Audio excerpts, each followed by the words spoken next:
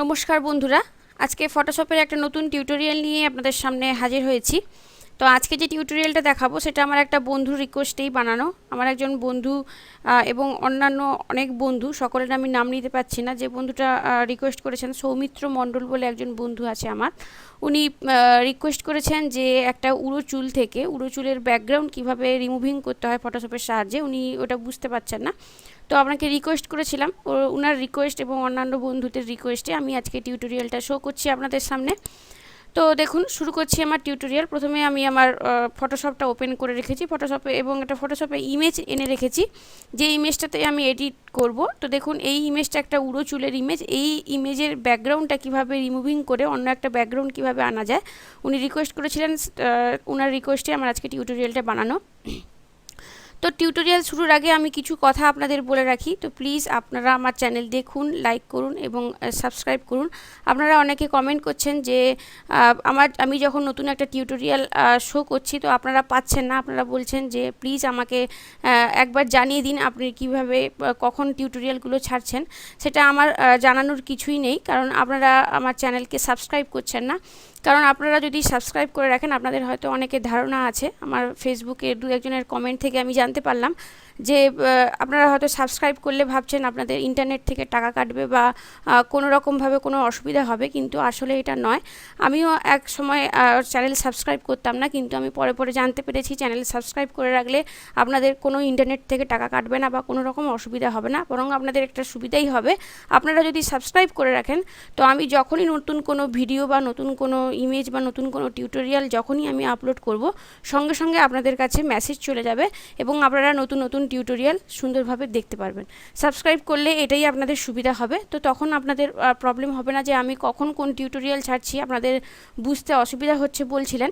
তো please subscribe করুন। আমি বলছি সাবস্ক্রাইব করলে কোনো রকম অসুবিধা হবে না বা ইন্টারনেট থেকে কোনো রকম টাকা কাটবে না, বরং আপনাদের সুবিধাই হবে।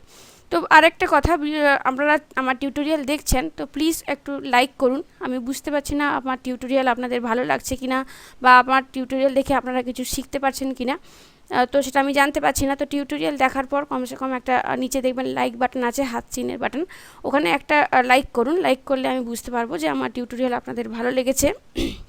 এবং আমার চ্যানেলে গিয়ে যখন টিউটোরিয়াল দেখছেন নিচে দেখবেন কমেন্ট অপশন বার আছে, ওই কমেন্ট বারে গিয়ে আমাকে প্লিজ একটা কমেন্ট করুন। যে শুধু আপনাদের প্রবলেম কোনো হলেই যে আপনারা কমেন্ট করতে হবে ওরকম নয়। টিউটোরিয়ালটা যদি ভালো লেগে থাকে তো প্লিজ একটা কমেন্ট করুন, দিলে আমার ভালো লাগবে এবং আগামী দিনে আমি আরও ভালো ভালো টিউটোরিয়াল আপনাদের সামনে হাজির করতে পারবো। তো চলে আসি আমার টিউটোরিয়ালে। দেখুন, ইমেজটা আমি ওপেন করে রেখেছি প্রথমে। তো দেখুন, এখানে লেয়ারটা আমার প্রথম লক আছে, তো লেয়ারটাকে আমাকে আনলক করতে হবে। তো ন্যাচারালি জাস্ট এই লেয়ারটা সিলেক্ট করে আমি এর উপর ডবল ক্লিক করলাম, নিউ লেয়ার একটা বক্স ওপেন হলো, আমি ওকে করলাম। তো দেখতে পাচ্ছেন এই লেয়ারটা এখানে আনলক হয়ে গেছে। এরপর আমাকে একটা ব্ল্যাঙ্ক নিউ লেয়ার ক্রিয়েট করতে হবে। জাস্ট দেখুন ফটোশপের নিচে জাস্ট দেখুন এই আইকনটাতে আমি একটা ক্লিক করে দিচ্ছি, তো দেখুন একটা ব্ল্যাঙ্ক লেয়ার ওপেন হয়ে গেল, কিন্তু ব্ল্যাঙ্ক লেয়ারটা নিচে এলো না। তো দেখুন এটাকে আমি ডিলিট করে দিচ্ছি। আমার এই ব্ল্যাঙ্ক লেয়ারটা এই ইমেজের নিচে আসতে হবে। তো আপনারা বলতে পারেন যে জাস্ট ড্র্যাগ করে নিলেও হবে, কিন্তু আমি একটা নতুন অপশান আপনাদের দেখাচ্ছি। দেখুন এই যে নিউ ব্ল্যাঙ্ক লেয়ার জাস্ট আইকনটাতে আমি কিবোর্ডের কন্ট্রোল প্রেস করে দেখুন একটা ক্লিক করলাম। তো ক্লিক করার সঙ্গে সঙ্গে দেখুন লেয়ারটা নিচে চলে এলো। তো এরপরে ইমেজটা এডিট করার সময় তো কিছু ইনফরমেশান দিয়ে রাখি, একটু ভালোভাবে লক্ষ্য করবেন।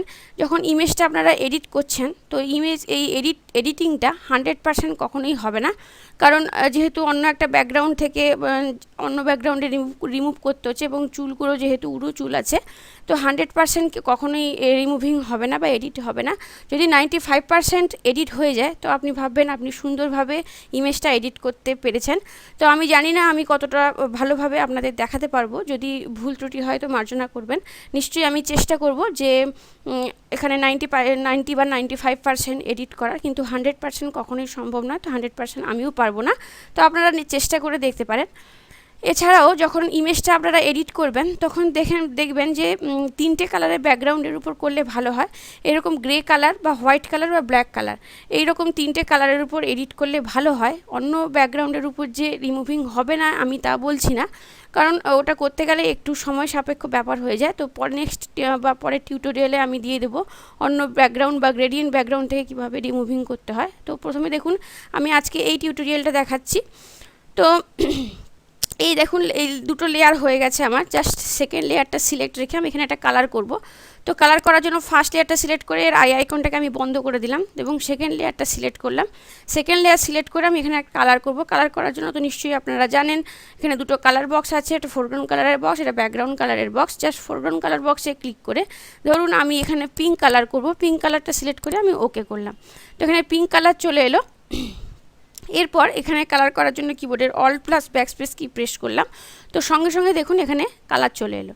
এরপর উপরের লেয়ারে সিলেক্ট করে এর আইকনটাকে আমি খুলে দিলাম। তো দেখতে পাচ্ছেন নিচে আমার এই লেয়ারটা, এর পিছনেই লেয়ারটা আছে। জাস্ট আমি যখন রিমুভিং করব তখন দেখতে পাবেন পিঙ্ক কালারটা এখানে ফুটে উঠছে।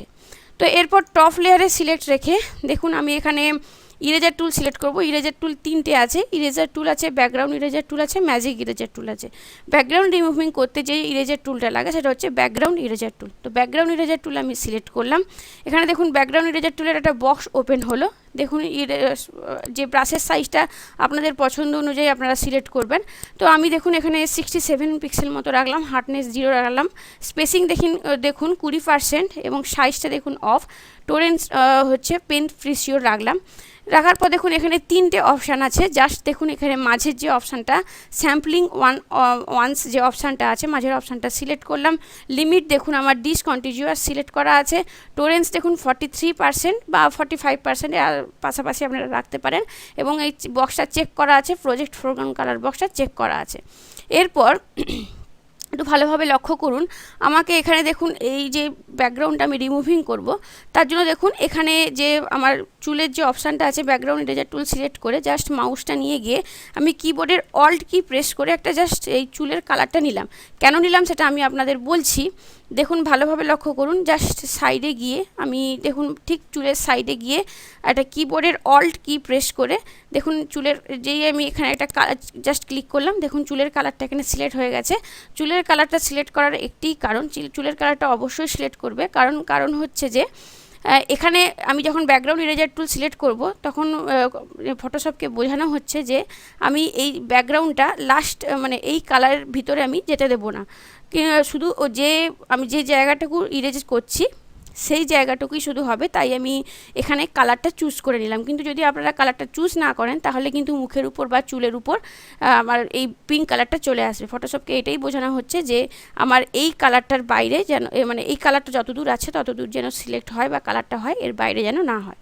তো মোটামুটি কালারটা সিলেক্ট করে নিয়েছি। জাস্ট টপ লেয়ারে সিলেক্ট রেখে দেখুন মাউসটাকে আমি জাস্ট একটা প্রেস করে একবার ক্লিক করেই দেখুন প্রেস করে রাখছি, কিন্তু ক্লিক অপশানটা আপনারা ছাড়বেন না, ছেড়ে দিলেই কিন্তু ইমেজের উপর কালারটা চলে আসবে। জাস্ট দেখুন মাউসটাকে আমি একবার প্রেস করে এখানে ক্লিক করে নিয়ে যাচ্ছি। দেখুন চুলে আমি বলেছিলাম যে আমি চুলের কালারটা সিলেক্ট করার পর দেখতে পাচ্ছেন চুলের ভিতরটা কালার হচ্ছে না, চুলের উপরের অংশগুলো কালার হচ্ছে না। দেখুন মোটামুটি এখানে কালারটা হয়ে গেল। তো জাস্ট মাউসটাকে আমি ছেড়ে দিলাম। এরপর এই জায়গাটা আমি সিলেক্ট করব। তো এই জায়গাটা কালার করব। কালার করার জন্য দেখুন আবার আমি এখানে জাস্ট মাউসটাকে নিয়ে গিয়ে কিবোর্ডের অল্ট কি প্রেস করে জাস্ট একটা ক্লিক করলাম। তো দেখুন এখানে বা এই জায়গাটার কালার আমি নিয়ে নেব। দেখুন এই জায়গাটা হালকা কালার আছে, জাস্ট এটা অল্ট কি টিপে জাস্ট একটা ক্লিক করলাম, সঙ্গে সঙ্গে দেখুন চুলের কালার এখানে চলে এলো। তো জাস্ট এরপর আমি মাউসটা নিয়ে এখানে জাস্ট ড্র্যাগ করছি। দেখুন এখানে এই অর্থেই বোঝানো হচ্ছে যে যে কালারটা আমি সিলেক্ট করেছি সেই কালারটার বাইরে যেন বা চুলের ভেতর যেন কালারটা না যায়, এটাই ফটোশপকে বোঝানো হচ্ছে। জাস্ট দেখুন মাউসটাকে একবার প্রেস করেই আমি জাস্ট ড্র্যাগ করছি। তো দেখুন সুন্দরভাবে কালারটা চেঞ্জ হয়ে গেল। মাউসটাকে কিন্তু বারবার বলছি সেকেন্ড বার প্রেস করে ছাড়বেন না, ছাড়লে কিন্তু চুলের ভেতর কালার চলে যাবে। তো দেখুন সুন্দরভাবে এখানে কালারটা চলে এসছে এবং ব্যাকগ্রাউন্ডটা রিমুভিং হয়ে গেছে। এরপর টপ লেয়ারে সিলেক্ট রেখেই দেখুন এখানে বার্ন টুল বলে একটা অপশান আছে, বার্ন টুল সিলেক্ট করলাম এবং চুলের আশেপাশে দেখুন অংশগুলো সাদা দেখাচ্ছে। তো এটাকে যদি আপনি কালার করতে চান, তো যদি ব্ল্যাক কালার করতে চান তো ফোরগ্রাউন্ড কালার বক্সে ব্ল্যাক কালার সিলেক্ট করবেন। আমি এই কালারটা সিলেক্ট করি।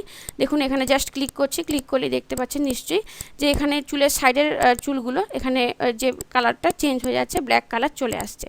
তো এইভাবে একটা ইমেজ এডিট করতে পারবেন। আমি বলেছিলাম যে এখানে এই রিমুভিং ব্যাকগ্রাউন্ড করতে গেলে কখনোই 100% হয় না, তো 90 বা 95% হলেই ভাববেন খুব ভালো এডিট হয়েছে। তো জানি না আমি কতটা আপনাদের দেখাতে পারলাম এবং আমি চেষ্টা করলাম যে 90% এখানে এডিট করার। যদি না হয়ে থাকে তো আমাকে মার্জনা করবেন। তো মোটামুটি দেখুন বন্ধু বা আপনারা যে আমাকে রিকোয়েস্ট করেছিলেন রিমুভিং একটা উড়ো চুল থেকে রিমুভিং ব্যাকগ্রাউন্ড কিভাবে রিমুভ করতে হয়, তো নিশ্চয়ই আমি আশা করি দেখাতে পেরেছি এবং আপনি শিখতে পেরেছেন। আমি আশা করব আপনি এই টিউটোরিয়ালটা শিখে ভালোভাবে ইমেজ আপনি এডিট করতে পারবেন। তো এরপর ইমেজটাকে আমি সেভ করব। সেভ করার জন্য ফাইলে যাব, ফাইল অপশানে গিয়ে সেভ অপশানে ক্লিক করলাম। ডেস্কটপে ইমেজটাকে সেভ করব, ফরম্যাটটা জেপিইজি করে নেব এবং এখানে একটা নাম দেব।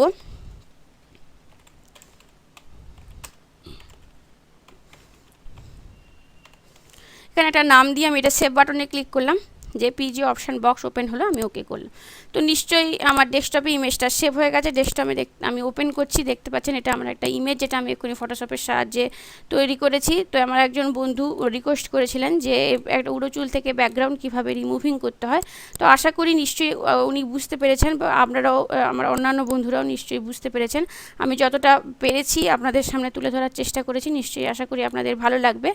তো যদি আমার টিউটোরিয়াল আপনাদের ভালো লাগে থাকে তাই প্লিজ আবার বলছি আমার চ্যানেলকে সাবস্ক্রাইব করুন, লাইক করুন এবং প্লিজ কমসে কম একটা কমেন্ট করুন এবং প্লিজ একটা লাইক করুন, দিলে আমি বুঝতে পারবো যে আমার টিউটোরিয়াল আপনাদের ভালো লাগছে। তো আমার টিউটোরিয়াল যখন আপনারা দেখছেন, দেখতে দেখতে নিচের দিকে দেখবেন এখানে একটা লাল রঙের সাবস্ক্রাইব বাটন আসছে, জাস্ট ওখানে ক্লিক করলেই আপনারা আমার চ্যানেলকে সাবস্ক্রাইব করতে পারবেন। এছাড়াও সাবস্ক্রাইব করার আরও অপশান আছে। যখন আপনারা দেখবেন টিউটোরিয়ালটা দেখছেন, দেখতে দেখতে দেখবেন ফটোশপের ঠিক উপরের কোণে বাম দিকে এবং ডান দিকের কোণে কতগুলি বক্স ওপেন হচ্ছে বিভিন্ন কালারের, ওখানেও সাবস্ক্রাইবে আমার লিঙ্ক দেওয়া আছে, ওখানে ক্লিক করলে আপনারা আমার চ্যানেলকে সাবস্ক্রাইব করতে পারবেন। এছাড়াও যখন ভিডিওটা দেখবেন নিচে দেখবেন এখানে অ্যাবাউট বলে একটা অপশান আছে, অ্যাবাউট থেকে আপনারা শো মোর অপশানে ক্লিক করবেন। শো মোর অপশানে ক্লিক করার পর দেখবেন আমার ভিডিও ডেসক্রিপশান ওপেন হচ্ছে, ওখানে আমার ফেসবুক, গুগল প্লাস, আদার্স টিউটোরিয়ালের লিঙ্ক এবং সাবস্ক্রাইবের লিঙ্ক দেওয়া আছে। তো ওখান থেকেও আপনারা আমার চ্যানেলকে সাবস্ক্রাইব করতে পারবেন। তো আপনারা, আমি প্লিজ আবারও বলছি, আপনারা আমার চ্যানেল দেখুন, লাইক করুন এবং প্লিজ একটা সাবস্ক্রাইব করুন এবং কমেন্ট করুন। সাবস্ক্রাইব করলে আপনাদের কোনো রকম প্রবলেম হবে না, বরং আপনাদের এখানে সুবিধাই হবে।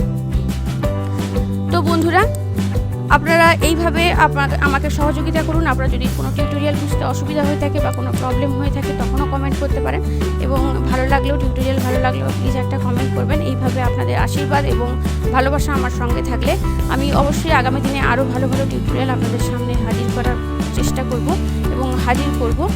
তো আজকের মতো আমার টিউটোরিয়াল এই পর্যন্তই। পরবর্তী টিউটোরিয়ালে নিশ্চয়ই আপনাদের সঙ্গে আবার দেখা হবে। সকলে ভালো থাকবেন, ধন্যবাদ।